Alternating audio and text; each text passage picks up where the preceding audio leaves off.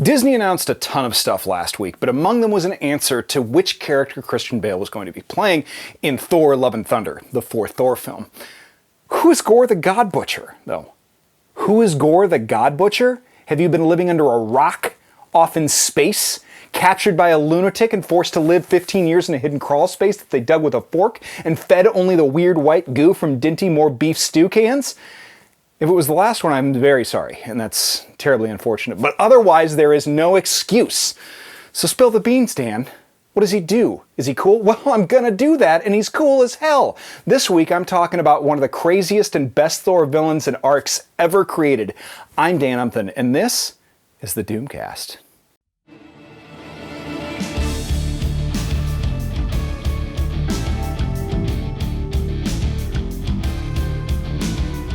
Thor's got a deep roster of villains from across the 9 realms of the universe, but in 2012, Jason Aaron and Esad Ribic introduced a new one, who was initially unstoppable and possessed a weapon made of inky blackness, a liquid almost like razor-sharp darkness, and he nearly beat Thor right out of the gate.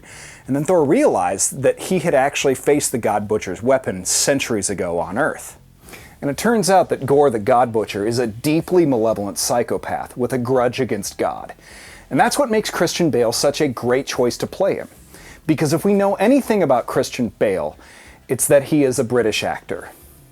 Gorr was an alien, one of the last living beings on a dying, barren alien planet that is completely nameless, forsaken by its own gods.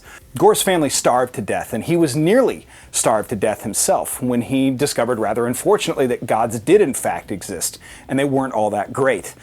He saw a dark black god that was fighting with a golden god that he eventually killed.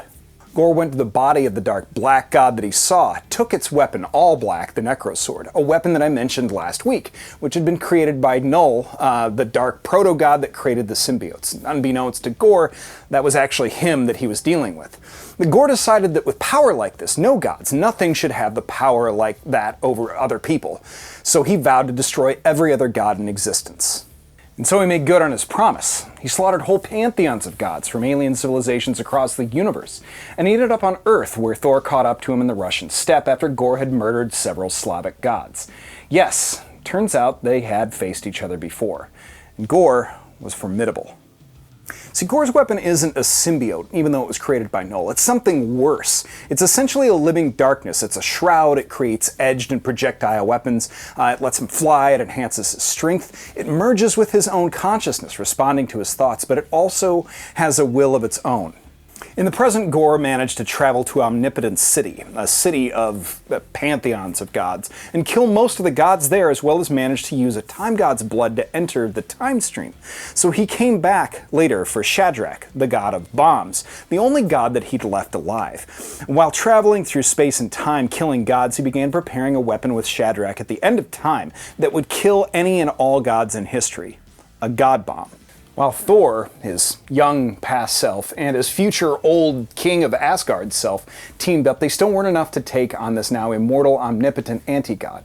And Gorr even used part of the Necrosword to manifest his family back into existence, but his family became disgusted at the fact that Gorr had become what he'd hated, a god of hypocrisy. With the aid of the Necrosword itself, Thor absorbed the God Bomb, killed the God Butcher, and while part of Gorr survived inside of the weapon and the Necrosword does show up all over the Marvel Universe later on, it may not quite be the same thing in the MCU.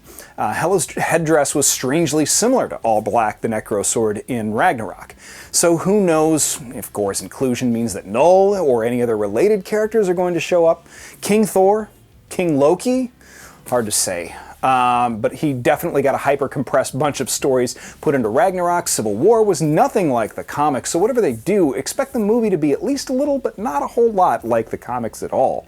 If you did want to read the comic firsthand, check out Jason Aaron and Esad Ribic's Thor: God of Thunder. Thanks everybody for watching. See you next week.